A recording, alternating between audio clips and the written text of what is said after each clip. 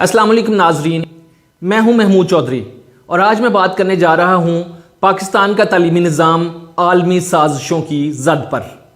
आपको याद होगा जब तक अमरीकी इस्तेमार को पाकिस्तानी मुसलमानों की सोवियत यूनियन के खिलाफ लड़ने के लिए ज़रूरत थी, उस वक़्त तक उनको मुजाहिदीन का लक़ब दिया जाता रहा और पाकिस्तान को इमदाद भी दी जाती रही। फिर जब मतलब निकल गया और सोवियत यूनियन टूट गया तो फिर ये मुजाहिदीन यकायक बुनियाद परस्त हो गए और देखते ही देखते शिद्दत पसंद करार दिए गए और फिर अचानक दहशतगर्द करार दे दिए गए और फिर बाद में ये दहशतगर्दी का लेबल सारे मुसलमानों पर चस्पा कर दिया गया। आज अमेरिका और पूरी मगरबी दुनिया में मुसलमान और दहशतगर्द एक ही चीज़ के दो नाम हैं। इसे कहते हैं name calling strategy. Name calling या नाम पुकारना ज़हनी तासुब और प्रोपेगेंडा को फ़रोग़ देने की एक टेक्निक है जिसमें किसी फर्द, ग्रोह, अकीदे या नजरिए को नामजद करके आसानी से याद रखने के लिए कोई खराब लेबल दे दिया जाता है। और इसकी सबसे अहम बात यह होती है कि लोगों को सोचे समझे बगैर इस बात पर उभारा जाता है कि वो लेबल की मजम्मत और नफ़ी करें। दरअसल प्रोपेगेंडा करने वाले इस नाम नहाद तकनीक का इस्तेमाल करते हुए लोगों की जहन साजी इस तरीके से करते हैं कि अवाम किसी खास फर्द, ग्रोह, अकीदे या नज़रिए से खौफजदा हो जाते हैं, जिसके नतीजे में उस फर्द, ग्रोह, अकीदे या नज़रिए के बारे में अवामुन्नास की मनफी राय कायम हो जाती है और वो काबिल नफरत बन जाते हैं। यूं लगता है कि आजकल पाकिस्तान का तालीमी निज़ाम भी इस नेम कॉलिंग स्ट्रेटेजी की जद पर है।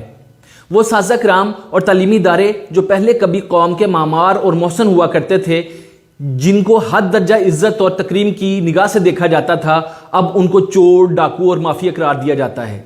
ये जाने बगैर कि माफिया क्या होता है और किसे कहा जाता है, आजकल सभी अपने मोहसनों को माफिया गर्दानते हैं। मैं समझता हूं कि ये एक बहुत बड़ी और गहरी साजिश है और शायद ये भी 5th जनरेशन वार का हिस्सा है। 5th जनरेशन वार लड़ाई की एक ऐसी तकनीक है जिसमें तसव्वुरात, मालूमात, प्रोपेगेंडा और जाली खबरें सभी आले के तौर पर इस्तेमाल होते हैं।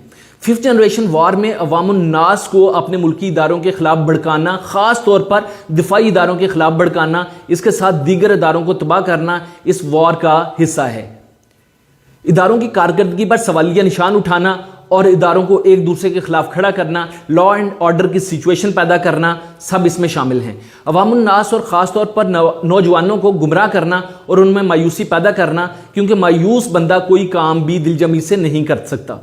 बैनुल अक़वामी तौर पर मुल्क का इमेज ख़राब करना सब 5th जनरेशन वार का हिस्सा है। मैं समझता हूँ कि स्कूल्स के खिलाफ जो मुनज़्ज़म प्रोपेगेंडा चल रहा है वो भी इस 5th जनरेशन वार का हिस्सा है। आपको याद होगा कि अभी हाल ही में ब्रसल्स में कायम एक तंजीम EU डिसइंफो लैब ने इंडियन क्रॉनिकल्स के उन्वान से एक तहकीकाती रिपोर्ट शाया की, जिसमें पाकिस्तान के खिलाफ गलत मालूमात और प्रोपेगेंडे का हैरत अंगेज नेटवर्क सामने आया था।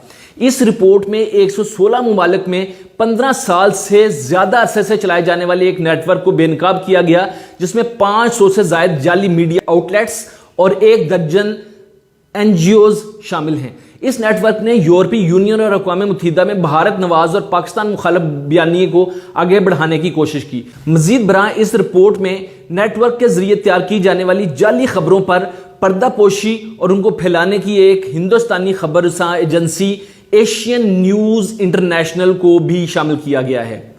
अगरचे इस रिपोर्ट में कहा गया है कि इस नेटवर्क को हिंदुस्तानी रियासत से ना जोड़ा जाए, लेकिन हमें इस बात में कोई शक नहीं कि इतना बड़ा वसी नेटवर्क इंडियन हुकूमत या एजेंसियों की मदद के बगैर नहीं चल सकता।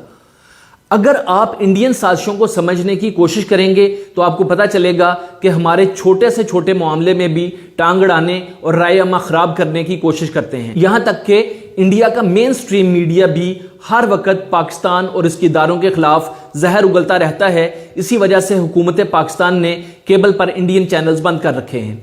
हमें अपनी आंखों और कानों को खुला रखना चाहिए और अगयार की इन साजिशों को समझना चाहिए ताकि हम दानिस्ता या गैर दानिस्ता तौर पर अपने मुल्क को नुकसान न पहुंचाएं।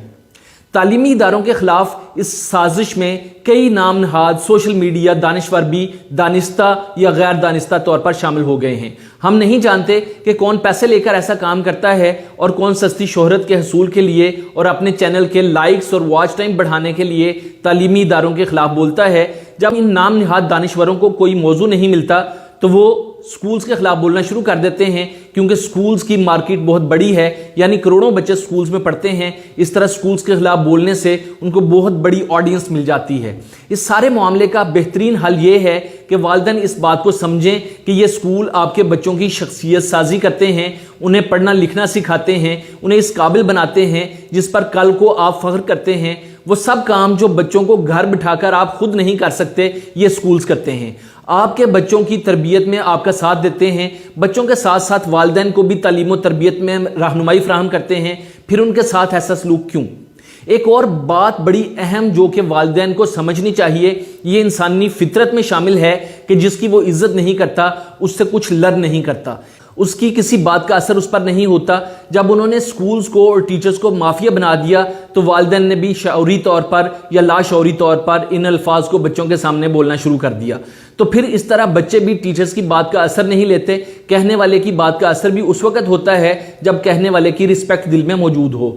आप अपने घरों के मामलात में भी देख लें कि बाज़ घरों के अंदर ऐसे अफराद होते हैं जिनकी आप इज्जत नहीं करते, तो आपके बच्चे भी उनकी इज्जत नहीं करते। जब वो बच्चों से कोई बात कहते हैं तो बच्चे उनकी बात नहीं मानते। बच्चे हमेशा उसकी बात मानते हैं जो उनके लिए काबिल एहतराम हो, चाहे वो दादा हो, दादी हो, नाना हो, नानी हो, चाचू हो, ताया हो, खाला हो, मामू हो, पुप्पो हो, यानी जिसकी वो इज्जत नहीं करते, उससे मोहब्बत भी नहीं करते और उसकी बात भी नहीं मानते, और जिसकी इज्जत करते हैं उससे मोहब्बत भी करते हैं और उसकी बात का असर भी लेते हैं, इस तरह उसकी हर बात मानते हैं। बाज़ घरों के अंदर बदकिस्मती से पुप्पो को या दादी को विलन बना दिया जाता है, तो बच्चे उस पुप्पो या दादी की किसी बात का असर नहीं लेते।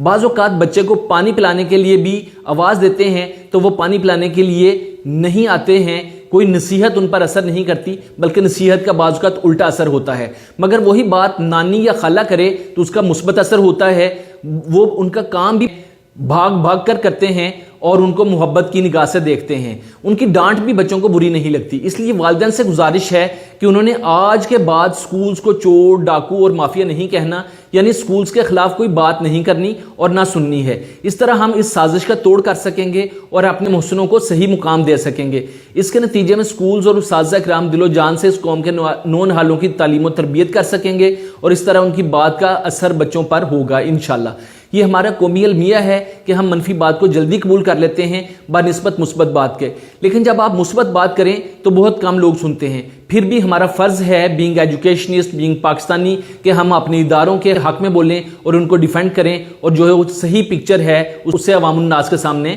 लेकर आएँ।